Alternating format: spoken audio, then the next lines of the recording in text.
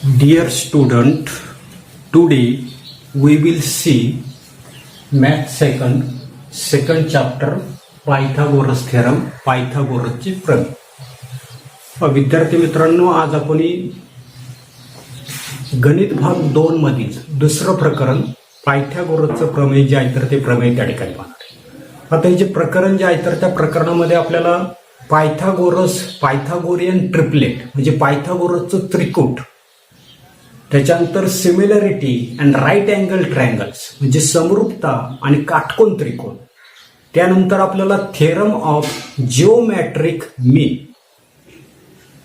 भूमिती मध्याचं प्रमेय, त्याच्यानंतर पायथागोरियस थेरम पायथागोरसचं प्रमेय आपल्याला पाहिजे, त्याच्यानंतर ऍप्लिकेशन ऑफ पायथागोरस थेरम त्या ठिकाणी पाहिजे, पायथागोरसच्या प्रमेयाचं उपयोजन कसं करायचं ते आपल्याला पाहिजे, आणि सरते शेवटी आपल्याला अपोलोनियस थेरम जो आहे तर तो अपोलोनियस थेरम त्या ठिकाणी पाहिजे. याच्यासाठी मागच्या इयत्तेमध्ये आपण जे काही शिकलोय तर ते आपल्याला रिकॉल करायचंय, थोडंसं त्या ठिकाणी आठवायचंय. पायथागोरस थेरम आपण त्या ठिकाणी पाहिलेलं आहे. काय पाहिलेलं आहे पहा, की in a right angle triangle the square of the hypotenuse is equal to the sum of the squares of the remaining two sides. ही काटकोन त्रिकोणात कर्णाचा वर्ग हा इतर दोन बाजूंच्या वर्गांच्या बेरजे एवढा असतो. पहा आपण त्या ठिकाणी नोट डाऊन करू. पहा काय पायथागोरस थेरम काय आहे.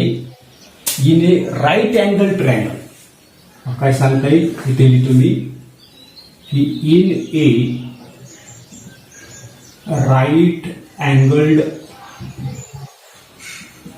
ट्रायंगल काटकोन त्रिकोणात काय असतंय, द स्क्वेअर ऑफ काय सांगतोय, the square of the hypotenuse square of hypotenuse is equal to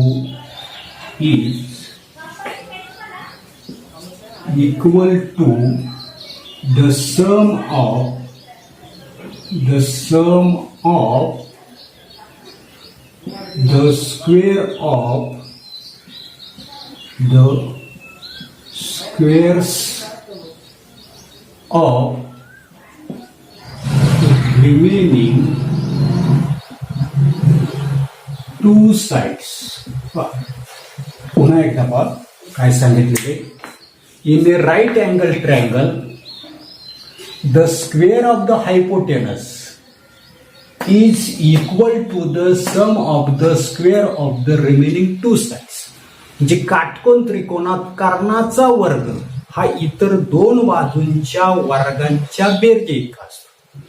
तो उदाहरणार्थ या ट्रायंगलचा जर आपण विचार केला पहा, in triangle P Q R angle P Q R is equal to 90. या त्रिकोणामध्ये कोण पी क्यू आर चं माप किती आहे, 90 अंश आहे. बरोबर. पहा काय लिहिता येईल आपल्याला या त्रिकोणासाठी, in triangle P Q R angle P Q R is equal to 90 degree. असं जर असेल तर काय सांगितलं आपल्याला, तर काय सांगितलेलं आहे, स्क्वेअर ऑफ द हायपोटेनस. या ठिकाणी हायपोटेनस असणार आहे म्हणजे आता स्क्वेअर म्हणजे लेंथ पी आर स्क्वेअर कसा असतो, इज इक्वल टू काय सांगितलंय, sum of the square of the remaining side. Remaining side जे आहे तर त्या रिमेनिंग साइड कोणत्या आहेत, पी क्यू आहे आणि आर क्यू आहे. यांचा काय करावं लागणार आहे, स्क्वेअर त्या ठिकाणी करावं लागणार आहे. आणि म्हणून रिमेनिंग साइड आपल्याला त्या ठिकाणी आहे ही लेंथ पी क्यू एक आहे आणि लेंथ दुसरी कोणती आहे, आर क्यू आहे. यांचा स्क्वेअरचे काय करायचे आपल्याला, सम त्या ठिकाणी करायचे. पुन्हा एकदा पहा, ही पी आर हे काय आहे, हायपोटेनस म्हणजे square of the hypotenuse is equal to काय सांगितलंय, sum of the square of the remaining two sides.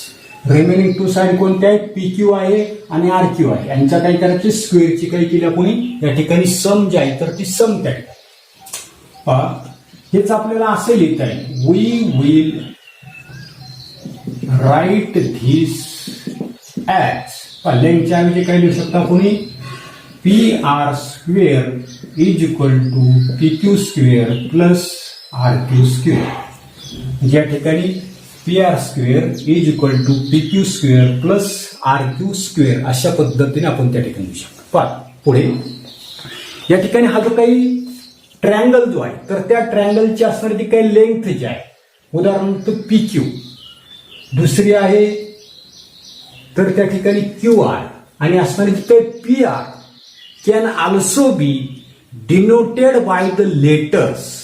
पहा या ठिकाणी कोणत्या लेटर्सने आपण दाखवू शकतो तर समजा पी क्यू जी आहे तर ती आर ने दाखवली, आर क्यू जी आहे तर ती कशाने दाखवली तर पी ने त्या ठिकाणी दाखवली आणि ही जी पी आर जी आहे तर ती कशाने दाखवली आपण ही क्यू ने जर त्या ठिकाणी जर दाखवली तर आपल्याला ही जी आकृती जी आहे तर त्या आकृतीच्या बाबतीमध्ये पायथागोरस प्रमेय जे आहे तर ते प्रमेय त्या ठिकाणी आपल्याला कसं लिहिता येईल Q square is equal to R square plus P square अशा पद्धतीने आपल्याला त्या ठिकाणी ती लिहित आहे. पहा पुढे द लेंथ, कोणती लेंथ तर P Q, the length P Q, त्याच्यानंतरची Q R and P R of triangle P Q R can also be shown by the letters R, P and Q. पुढे with this connection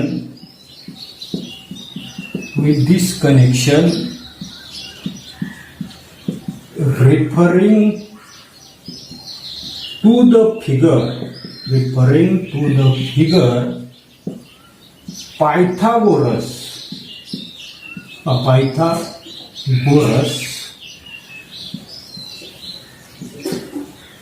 theorem can also be stated as, कसा stated करता येईल तर इथे लिहितो मी Q square is equal to R square plus P square. पुन्हा एकदा पहा ही जी आकृती जी आहे त्रिकोण पी क्यू आर मध्ये बाजू पी क्यू, बाजू क्यू आर आणि बाजू पी आर काय केले आपण पी क्यू जी आहे तर ती कशाने दाखवली आर ने दाखवली, आर क्यू जी आहे तर ती पी ने दाखवली आणि पी आर जी आहे तर ती काय केली आपण क्यू ने जर दाखवली या अक्षराने दाखवण्याचाही त्या ठिकाणी संकेत आहे. आणि याच्यानुसार या आकृतीच्या संदर्भामध्ये आपल्याला पायथागोरसचा असणारे जे काही प्रमेय जे आहे तर ते प्रमेय असे लिहिता येईल की क्यू वर्ग बरोबर आर वर्ग अधिक पी वर्ग येत आहे. याच्यानंतर पुढे आपल्याला पायथागोरस ट्रिपलेट जे आहे तर ते ट्रिपलेट त्या ठिकाणी पाहायचंय. पाहतो पुढे पायथागोरियन ट्रिपलेट, पायथागोरसचे असणारे ते काही त्रिकूट जे आहे तर ते त्रिकूट आपल्याला व्हायचे. In A triplet of natural number if the square of the largest number is equal to the sum of the square of the remaining two numbers, then the triplet is called Pythagorean triplet. काय सांगितलंय की नैसर्गिक संख्यांचं त्रिकूट म्हणजे तीन संख्या त्याच्यामध्ये असतात. या नैसर्गिक संख्यांच्या त्रिकूटामध्ये काय सांगितलंय जर एका संख्येचा असणारा जो काही वर्ग जो आहे हा इतर दोन संख्यांच्या वर्गांच्या बेरजे इतका असेल तर त्याला काय म्हणतो आपण पायथागोरियन ट्रिपलेट किंवा पायथागोरसचं त्रिकूट त्या ठिकाणी म्हणतात. पहा व्याख्या काय सांगितलेली की in A triplet of natural number, in A triplet of natural number काय सांगितले in A triplet of natural number if the square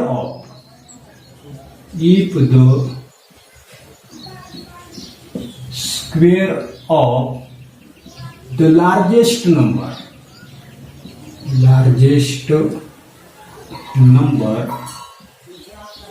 if the square of the largest number is equal to the sum of square of the remaining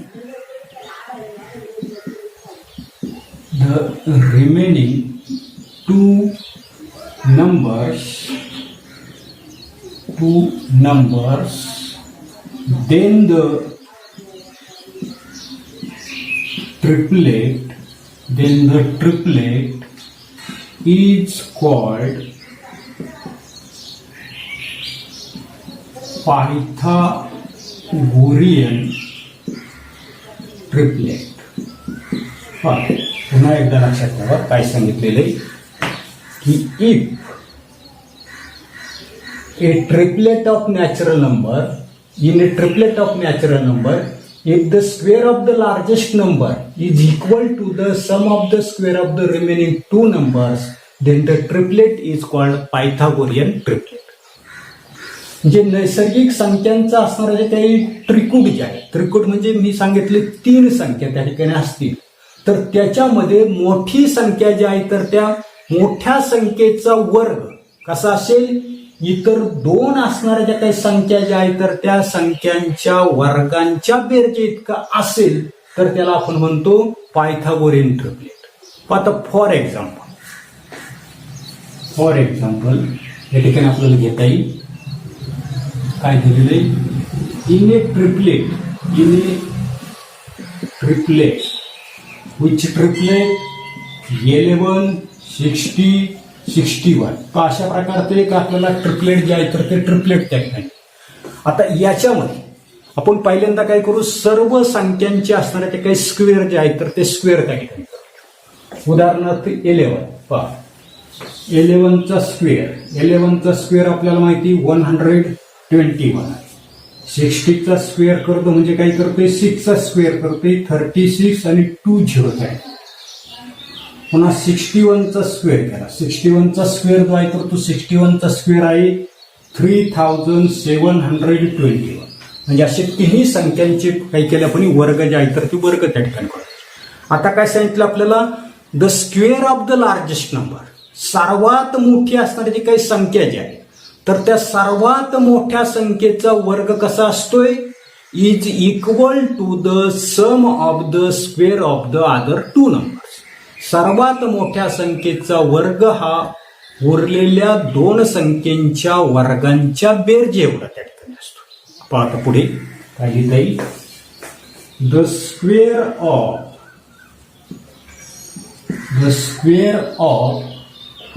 the largest number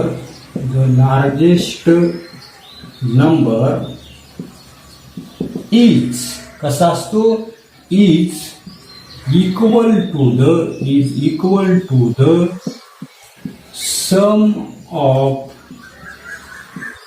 square of the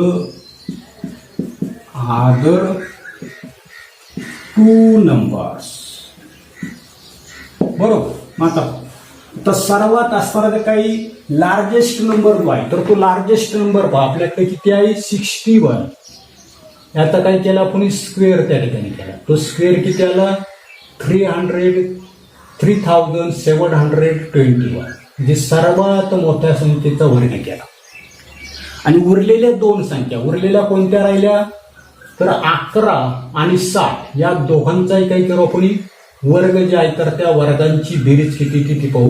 आता 11चा वर्ग 121 आणि 60चा वर्ग आहे 3600.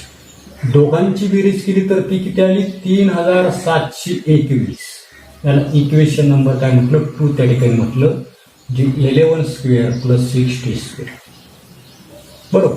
मग आता काय लक्षात येतात की सर्वात मोठ्या संख्येचा वर्ग जो आहे तर तो काय असेल, उरलेल्या दोन संख्येच्या वर्गांच्या बरोबर जर असेल, काय म्हणता येईल पुढे की फ्रॉम इक्वेशन 1 and 2 काय लक्षात येतं नसतंय की सर्वात मोठ्या संख्येचा वर्ग काय झाला, उरलेल्या दोन संख्येच्या वर्गांच्या बेरजे एवढा जर आला तो आलेलाच आहे आपला, तर काय म्हणता येईल आपल्याला देअरफॉर 11 60, 61 is a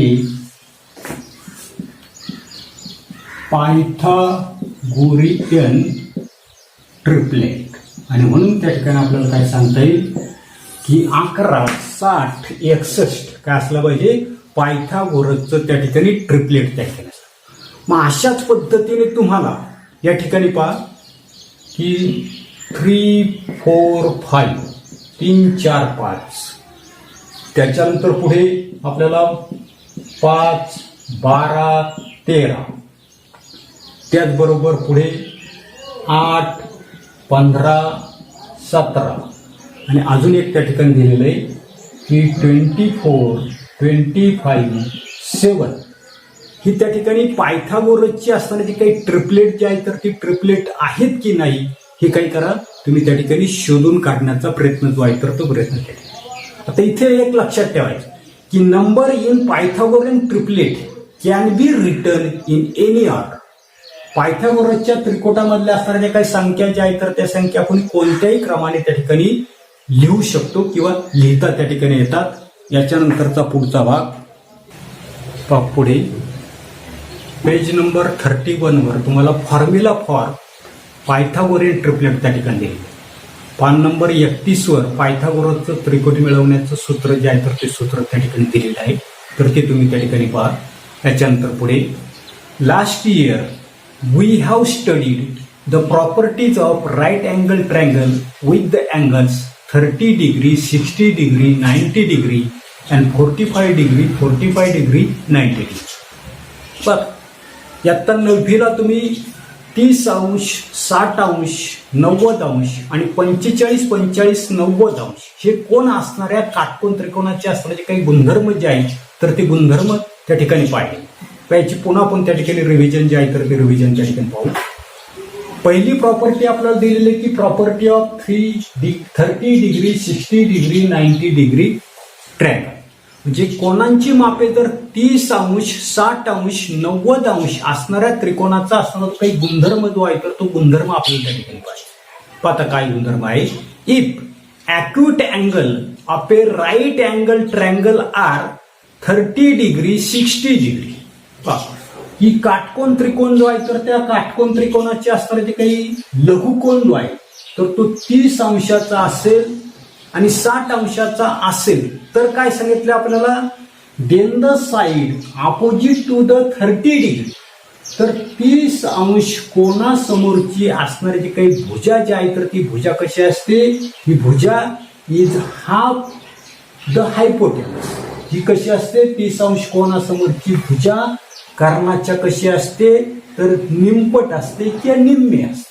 आणि पुढे आपल्याला सांगितलेलं आहे, काय सांगितलेलं आहे, side opposite to the 60 degree, 60 अंश कोणासमोरची भुजा. आता 60 अंश कोणासमोरची भुजा आहे LM. ही कशी असते, इज 3/2 टाइम्स द हायपोटेनस. 60 अंशासमोरील कोणासमोरील जी काही भुजा जी आहे तर ती भुजा कर्णाच्या वर्गमुळामध्ये 3/2 पट त्या ठिकाणी असते. असं आपण त्या ठिकाणी मागच्या इत्यामध्ये पाहिलेले पाहिलेले प्रॉपर्टी मी या ठिकाणी लिहितो. If acute angle of a right angle triangle of a right angled triangle are कशी असतील, 30 degree and 60 degree, then the side opposite 30 angle is half the hypotenuse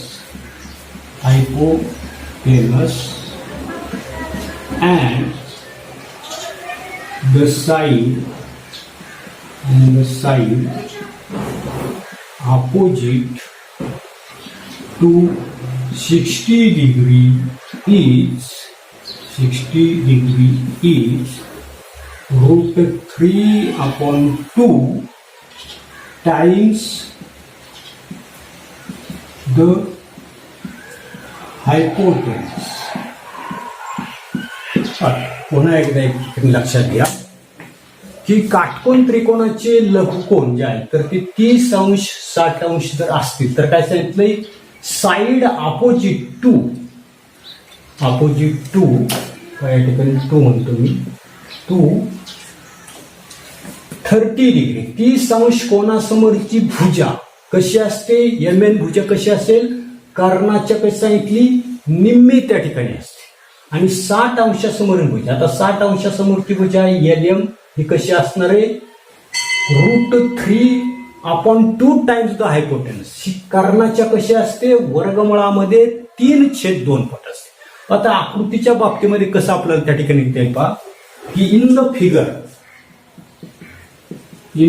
figure आकृतीमध्ये काय दिसतंय आकृतीमध्ये कोणता ट्रायंगल आहे इन ट्रायंगल LMN त्रिकोण LMN मध्ये आता अँगल L जो आहे तर तो अँगल L चं माप किती आहे 30 डिग्री बरोबर angle N is equal to 60 degree and angle M is equal to 90 degree बरोबर आणि मग आपल्याला पाहता काय सांगितलंय हे काय सांगितलंय की साइड अपोजिट टू 30 अँगल लिहिताना मी असंच लिहितोय की साइड अपोजिट टू 30 अँगल